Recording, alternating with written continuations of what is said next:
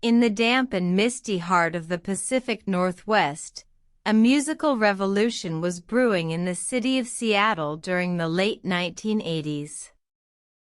The city, once known for its coffeehouses and rain-soaked streets, was about to become synonymous with a new sound, a sound that would shake the foundations of the music industry. Nestled within the city's underground music scene, a group of young musicians were forging a unique blend of punk and heavy metal, a sound that would come to be known as grunge. These musicians, led by the enigmatic Kurt Cobain, frontman of the band Nirvana, were fueled by a shared sense of disillusionment and a yearning for authenticity.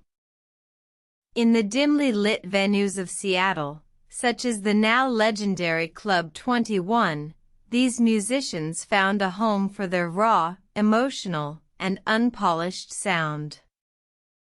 The music was raw, unrefined, and brutally honest, a reflection of the city's gray skies and the disenchantment of its residents. The lyrics were filled with themes of social criticism, personal pain, and the search for meaning in a world that often felt indifferent. As the 90s approached, grunge burst onto the national stage, propelled by the success of Nirvana's album Nevermind. The album's lead single, Smells Like Teen Spirit, became an anthem for a generation, resonating with young people across the country. The impact of grunge was profound, not just in music, but in culture and society as well.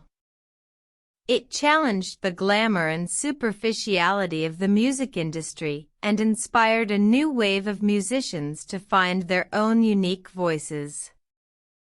In the end, grunge was more than just a musical movement.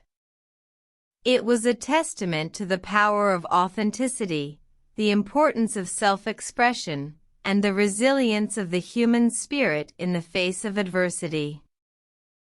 From the rain-soaked streets of Seattle, a sound was born that would forever change the landscape of music. The legacy of grunge lives on, a testament to the power of art to reflect and shape the times in which we live.